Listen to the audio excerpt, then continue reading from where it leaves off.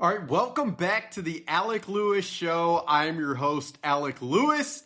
This is episode 117 coming at you from London now. We have made the trek from Dublin to London on Aer Lingus, and we're here. I was hours ago at the Hanbury Manor out near the English countryside, speaking with Kevin O'Connell. So, going to bring you a lot from that conversation. We got into a little bit from the Steelers game, got looking forward a little bit to this weekend's game against the Browns. But thank you guys for being here first and foremost. As you come with me abroad to all of these places, this show is presented by First Resource Bank. That is a member FDIC bank in the Minneapolis area. Run by great people, Tim Siegley, Aaron Siegley, Charlie Anderson. I wish they were here in London, wish they were in Dublin to have a pint, which I did, absolutely, but appreciate those guys for their sponsorship. If you're new here and watch on YouTube, please hit that subscribe button. It helps us out. If you're listening on Apple or Spotify, you can follow and rate and review and all of that good stuff. Been humming at The Athletic with stories seemingly every day. Had something for Tuesday on J.J. McCarthy. On Monday, obviously, the story from the game at Croke Park Sunday afternoon. And that's where we will start.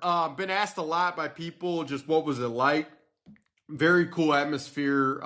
It was electric in there. A lot of Steelers fans. I mean, it felt 80-20 at least.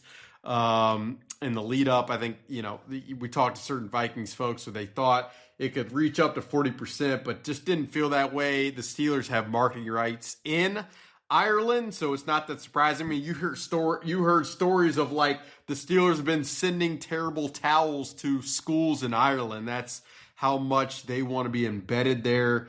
And the stadium was in a neighborhood, pretty old school vibe, a lot of history to that, which I'll probably document at some point in the near future in a story for The Athletic. But was fun to be there. Was not an enjoyable game to observe from a Vikings perspective. I ran into somebody in the airport from my flight who was at the game, the former Air Force member who lives in Minnesota now and is retired and traveling a lot. And you could see the misery in their, or hear it in their voice as they talked about what it was like being there. But I mean, it's crazy. Things started phenomenally. The first third, forced the Steelers into third and long, Jalen Redmond sack, and then get the ball and drive down, keep the ball with after the fumble. And then, I mean, things really went awry, beginning with a penalty that we're going to get into. But I'll just start broadly right now with the injuries because it's the most impactful subject as it relates to this team and what they want to accomplish. Brian O'Neill sprained MCL. That news is out there. He won't be back until at least after the bye week. And I mean, we'll see about Philadelphia right after the bye, but that would be a couple weeks. That feels pretty fast, but he'll begin the rehab process in the Hanbury Manor Hotel in the room that they're using with the health staff and Tyler Williams and that crew. But a pretty rough one. Now, I will say Justin School, the backup swing tackle, is much better at right tackle. He was better at right tackle last year in Tampa Bay. So the hope probably would be that you could, be maybe willing to leave him more on an island than you have on the left side. I don't know about that, but maybe that could be some of the hope. Ryan Kelly is in the concussion protocol. It's his fifth documented concussion. He came back pretty quickly, to be quite honest with you, from the first concussion suffered against Atlanta. It seemed like, again, it went pretty fast. He was back on the practice field and back in there. And then I haven't really heard when that injury when the second concussion surfaced, but hard to imagine that he's back anytime soon. And if he was, I mean, though all concussions are different, all situations are different, you'd probably have a lot of questions about that. Andrew Van Ginkel, that was probably the most notable of the day. in terms of Kevin O'Connell spoke last Friday. Van Ginkel, he had a neck injury in training camp, missed a lot of time, was kind of off to the side, never had a good feel for the severity of it. Then he came back, he played, he suffered a concussion, then he came back from that, and then the neck injury is kind of resurfaced. Kevin O'Connell spoke optimistically about it Friday, and then today he said the team's going to be exploring any and all avenues to make sure Andrew Van Ginkel is back to 100%. What those avenues entail, we'll probably find out here in the near future. But I looked this number up. When Van Ginkel has been on the field this year, the Vikings' success rate against the run is like 75%. That'd be first ranked in the NFL. When Van Ginkel is not on the field, the success rate against the run falls to like 50%, which would be like 31st in the NFL. And so some of those numbers can definitely be cherry picked, but I think I just bring them up because the level of his impact beyond what he does from a pass rush perspective, beyond the flash plays against screens that are very easy to identify to the naked eye.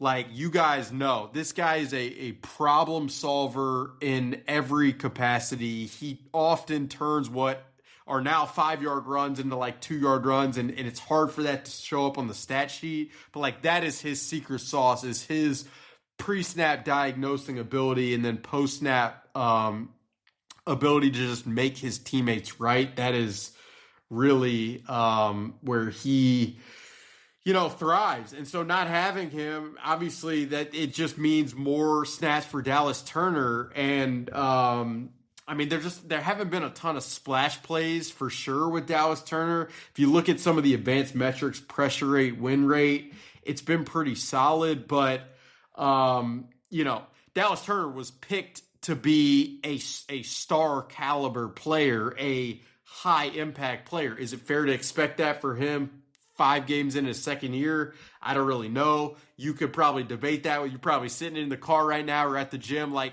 yes, it's fair, screaming at me. All I know is there is a considerable difference in terms of just, reaction ability, pre-snap, smarts on the field when you don't have Van Ginkel in there. And so right now, it's really incumbent upon Dallas Turner being a guy.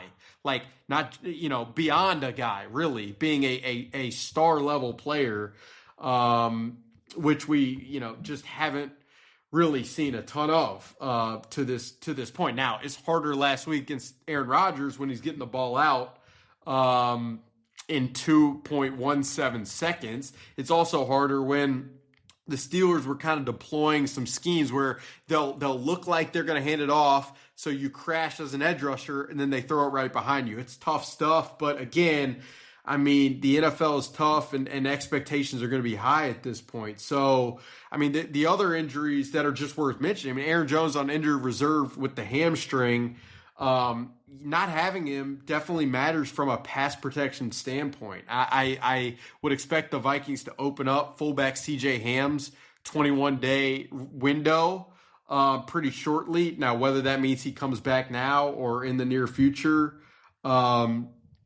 we shall see. But you really would benefit from having him in pass protection. And then Blake Cashman, like you saw in the 80-yard touchdown to DK Metcalf. Does that play happen if Blake Cashman is covering space over the middle of the field? Does that play happen if Andrew Van Ginkel's out there covering space in coverage? Those are very fair questions to ask. Now, there were still missed tackles on the back end, but I kind of view Andrew Van Ginkel and Blake Cashman, to me, are players with such a high level of aptitude. And just like from an angle perspective, they often seem to be in the right spot to where like the stat sheet, the PFF grade, some of that stuff never can really ascertain the value that those guys bring when they are on the field. And so, you're playing with a lot of very serious contributors. And so, like, it's interesting. You listen to Kevin O'Connell talk earlier today, and some of this will be in my story for Wednesday, but you listen to him talk about, like, just have to be more on the screws, can't make some mental errors and some of that stuff. And part of me is like, how hard is it to expect almost a flawless level of execution when from a personnel perspective, you just don't have a lot of your guys. And so the margin for error is so small. Like that is the situation that this team is. And while every team navigates injuries, I mean, there's no question that this team has gone through it. Like Kevin O'Connell said, there have been 2 games now this year through 4 games where on the headsets during the game, this staff is trying to navigate what potentially their route is going to be if they need their 9th offensive lineman. Like who would even play that position? And so they've been taxing that way. But they're just, again, you just have such a small margin for error when you don't have so many guys who make up for, stuff defensively, make up for stuff offensively. And so that stuff is just, it's on my mind. Another thing that stood out talking to Kevin O'Connell today, I asked him just what type of themes he's seeing from a penalty perspective. And he in granular detail went through like the first 2 penalties at least. The first one was on the first drive. It's a 2nd and 7. It's a receiver screen to Justin Jefferson on the right side. He's isolated. And Jalen Ramsey makes a good play in terms of tackling Justin on the screen. But the flag on the play was Will Fries, who was just, downfield at a level where it looks like he's almost blocking, thinking it's a run play, trying to block like a second level linebacker that's totally on the other side of the field. And he's flagged for that play. And that goes from being a 3rd and 2 situation to a 2nd and 12 situation. That is just that's just where this offense right now, with what they're navigating, backup quarterback, offensive line issues, like you just can't afford to be in 2nd and 12. And that's really so much of the challenge right now is, they enter this season wanting to be so efficient on early downs to prevent the quarterback from being in 3rd and 9 and 3rd and 10 and 3rd and 11. And when you don't have your 5-man offensive line, and when you're not efficient on early downs, like you resort to just the quick passing game, which is hard to be sustainable because you're asking the quarterback to go to 1 to 2 to 3 and then asking guys to get yards after the catch. It's just a very complex situation right now. And I'm going to get to the quick game. So if you're banging the drum of, we don't have quick game, stay with me for a second. But that was the first penalty. And that's a guy who's paid to be relied upon in Will Fries. And the second penalty on a 3rd and 7, on one of the next drives early in the first, maybe the next drive, early in the second quarter, Christian Darrisaw, it's 3rd and 7. He flinches on a false start. That's a 5-yard penalty, and that takes you to 3rd and 12, 3rd and 13. And this Vikings team right now in 3rd and long situations is 2 of 23. That is worst in the NFL in 3rd and long situations. And so, like 10 league average in 3rd and long is 10%, frankly, from 3rd and 12. And so the odds you're going to convert that after that false start are just minimal. And so you have another guy in Christian Darrisaw. Yes, he's working his way back. I mean, if he's committing false starts in that spot and Will Fries is committing, ineligible downfield penalties, it places you into such a difficult situation. Now, again, like these guys aren't going to be flawless. They're just, it's not. They're dealing with Will Fries, new system, new play calls, new players alongside him. All of that stuff is a part of it. Christian Darrisaw coming back from the knee injury. Like you got to give some grace somewhere. But again, with what this team is dealing with, grace really can't, it just can't even, it can't work for them to execute the level that they need to. So, yeah, that's kind of, those were the 2 things that jumped out at me from the conversation this morning at like a ballroom table in the middle of this beautiful hotel in the middle of the English countryside, the Hanbury Manor. Little palate cleanser before we get right back into it, because that's what I'm not trying to be Debbie Downer guy on the podcast. I'm sure we'll get a comment or 2 on YouTube of, bringing it down, but you're just trying to be realistic given the situation. That's all I can be. You're not trying to overly criticize, and you're just trying to be objective about it to give you guys the best lens at how the people internally are thinking about it and how I'm seeing it and watching the film and looking at a lot of numbers. But the palate cleanser is, it's funny. We went up to the beat writers went up, caravanned up to the hotel in the English countryside from downtown London. They were coming back, and it's Tuesday, so the players are off, and you had, a group of offensive linemen: Walter Rouse, Christian Darrisaw, Joe Huber, believe Vershawn Lee. They're all the same train as us coming back from the countryside. They were, I think, going to visit some family at a hotel in downtown London. But it was funny, we're all navigating the dynamics of what the trains are like and going from train to tube and all that stuff. And hopefully those guys didn't get lost. I was relying heavily on my colleagues, Dane Mizutani, Jim Suhan, and Kevin Seifert, who I am with here locally to steer me in the right direction. I'm hoping Christian Darrisaw and those guys didn't take the north route and took the southbound route. But that's, I think, so much of what the Vikings' hope was on this trip was like you'd get some wins, you'd have some bonding. Obviously, this is the first time the Vikings have lost an international game, so they're managing a lot of firsts. It was also, both sad, worrisome, hilarious. Kevin O'Connell said that he had a bird fly into his room this morning. And he was trying to get it out. It was a small bird. It didn't realize that it had to fly out of the same window it came in. It was banging against the window. This was like 6 a.m., but he was probably up watching film anyway. But that's just the dynamics of this trip are wild and probably, it's interesting. Just a travel tip: if you're ever taking Aer Lingus, make sure you check in. You can check in on your app, because if not, you're going to have to go to the desk, and the line is going to be from St. Paul to Minneapolis. All right, the next thing, I've been asked a lot about Quick Game for a long time covering this team. What I would say, just to start, it's easy even for me, who watches the film on the outside, to critique play calling without seeing it, knowing the intent of a play, and then there is a feel of the game that I think sometimes can sway opinions on what's actually happening. The one thing I will say, the last two games in particular, there has been a lot of quick game. Like all it takes is going back on the watch the broadcast, watch the tape. That stuff exists early and even late. Like one of the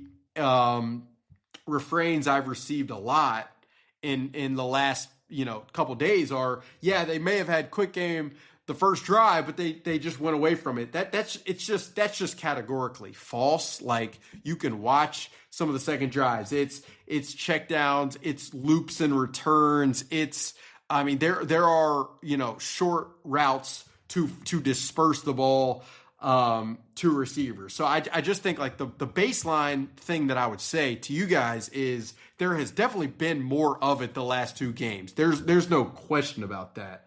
Now, you're not going to see a lot of it on third down, especially if you're in third and long, which they've been 23 times this year. Because in third and long, you got to get receivers to the sticks because defenses are backed up and they're gonna play where they'll just eat up space and tackle. And so, like that is, again, to go back to what I mentioned earlier, like that's the challenge right now with the offensive line situation.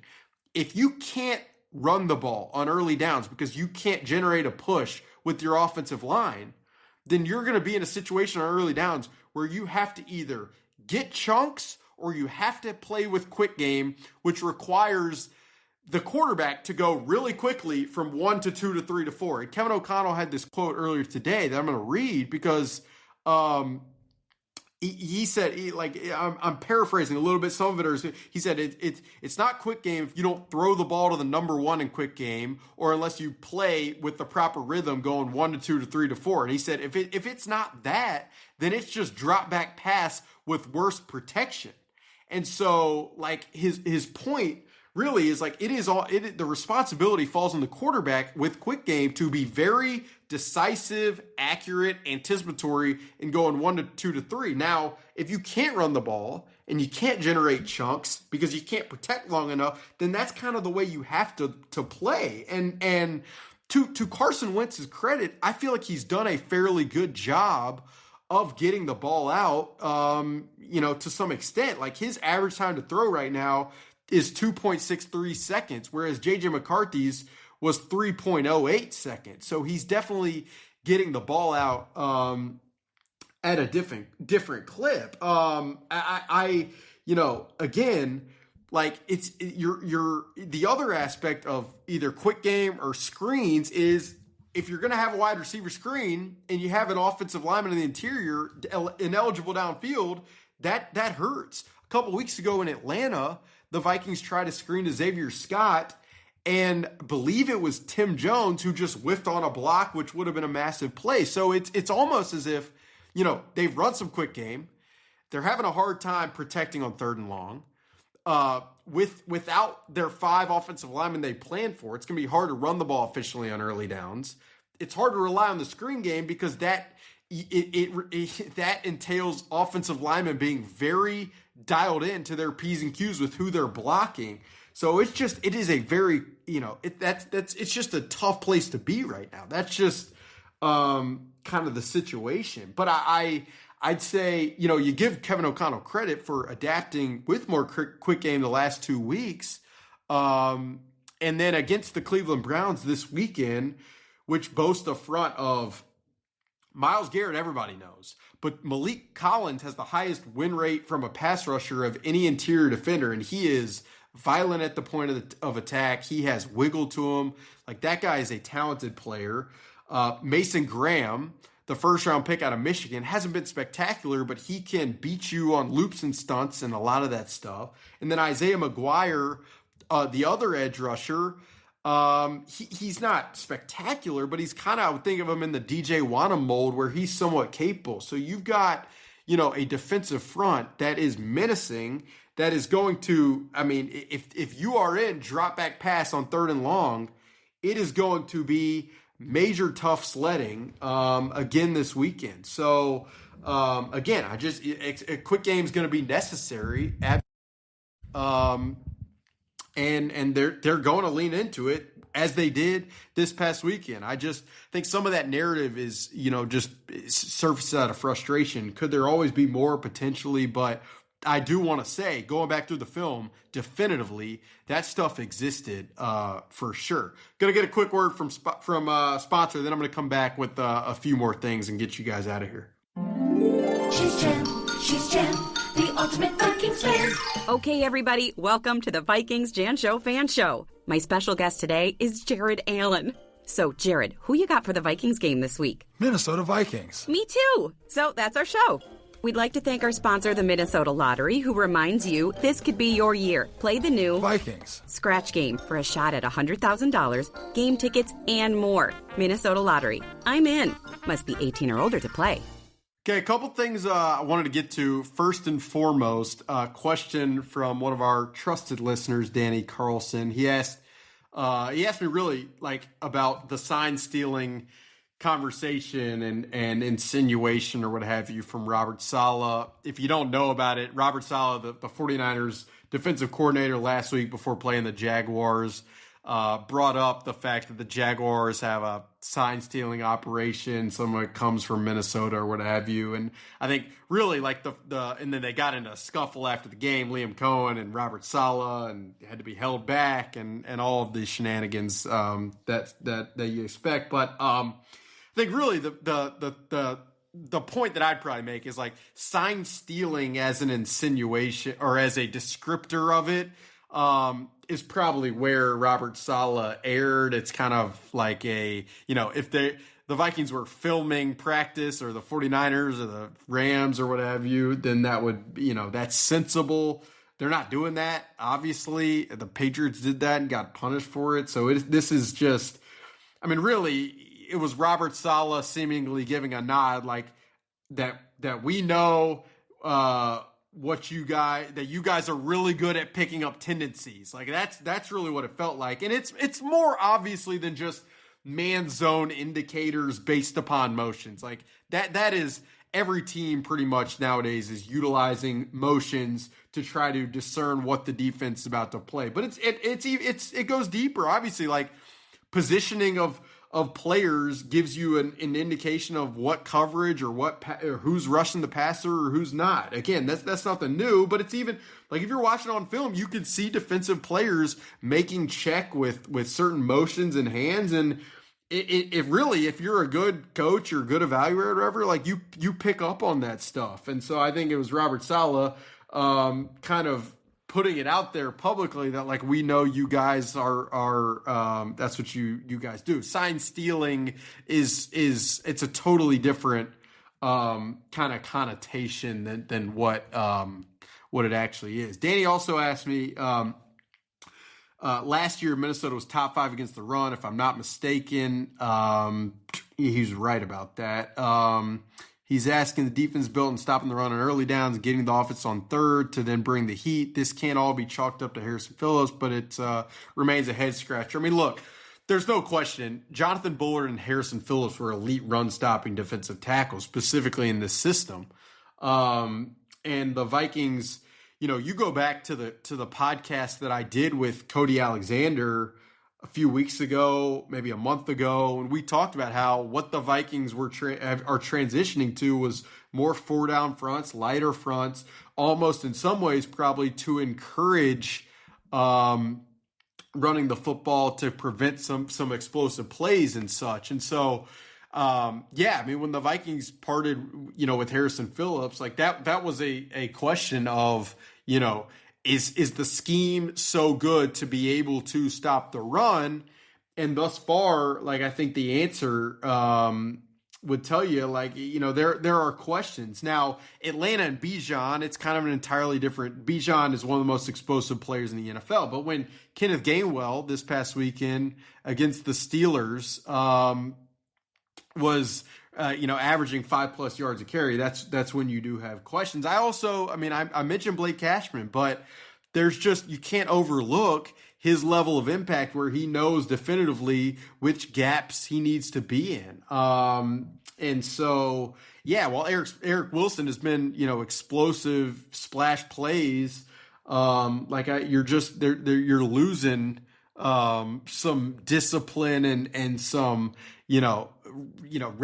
wrapping up ability, and not having Andrew Van Ginkel too. Like he, not only does he set the edge, but he finds cutback players. He makes tackles. So that's all a part of it. I mentioned the Andrew Van Ginkel numbers earlier, but it's worth kind of reiterating that the success rate against the run drops 25% when he's not been on the field this year. Couple things. I watched the Browns-Packers defensive film. The Browns front, I already mentioned Malik Collins, and I talked about, but Myles Garrett is scary. Like, if you think you could just chip this guy that does not prevent him from still getting to the quarterback. And then they also utilize the one thing that has consistently given the Vikings front problems, and that is stunts. And you'll see Mason Graham and Malik Collins looping out against one another. And then some of their backups have some juice too. Like there's a guy, I believe his name's like Joey Troyan. They've got a guy, Aiden Huntington. These, less Shelby Harris can stop the run. Like they've got some lesser heralded names. But there's no, like, Malik Collins against Blake Brandel or against Michael Juergens is a matchup that is worrisome. Myles Garrett against, Justin School at right tackle, that is worrisome. So, there is a reason the over-under for this game is 36.5, which is like 5 points lower than any other game this weekend. It could be, if you're trying to sell, European fans, or not European because of the UK, and I'm going to get screamed at for saying that. If you're trying to sell, fans who travel, what have you, on the NFL with this game, I'm not quite sure it's going to be the one. I'm curious about who's going to be playing quarterback for the Browns. Kevin Stefanski was not definitive earlier in the week. Dylan Gabriel's interesting. My mind first goes to, you're going to play a rookie against Brian Flores. That's not optimal, but he also does get the ball out. Dylan Gabriel, one of the strengths that you saw it on film in his college career at Oregon, but also you just heard it from people around Cleveland this training camp, was that he gets the ball out. He sees it pretty quick. Like against Brian Flores, that stuff you got to be able to do. It's stuff we saw with Aaron Rodgers this past week. And then Ivan Pace, I'll just end it. Like I do think, this guy was a UDFA signing. His blitzing capability is unquestionable. He will do things on film sometimes that make no sense, like knock a left guard or right or left tackle back in a way that a guy of his stature shouldn't. But like he's similar. It's a lot of times it feels pretty boom or bust, and just feel like the drop off of not having Cashman in there is more considerable than probably you make it out to be, and that plays a role. I'd say, with Cleveland in this game, like it just feels very much like you're going to have to be efficient on early downs offensively, 3rd and long. I mean, they get into the Browns get into this pass rush group where they're widening them out and 4-man pass rush, and they just let it eat off the line of scrimmage. And it is dangerous, without question. Now their corners like Denzel Ward, I don't know if he's had the best start to the year. Greg Newsome can be getting at a little bit, but I also say their linebackers, they've got this rookie, Carson Swessinger from UCLA, who is a very good player. I would say Devin Bush popped to me on film. And then Grant Delpit, the safety, will hit. So this defense is tough. You're trying to find a get right spot. This is not a Bengals defense that just gave up 28 to the Broncos. Just not how it is. So going to be interesting to see how it goes. Again, the over under being 36.5 is pretty reflective of what this game might be. But that'll do it. Just the spur of the head thoughts from London, where I am staying throughout this entire week. The Vikings will practice on the English countryside every day. We'll be there. Follow comprehensive coverage over at The Athletic. You can follow me on Twitter at Alec_Lewis, on Instagram at Alec Lewis Show, where I am documenting every aspect of my travels. So please stay locked in for that. With that, any questions, throw them in the comments, throw them on social media. Appreciate you guys being here. That will do it for episode 117 of the Alec Lewis Show, presented by First Resource Bank, presented by Unreal, whose clothes I've been wearing all trip, repping them around town, around Dublin and London. We will talk to you guys very, very soon.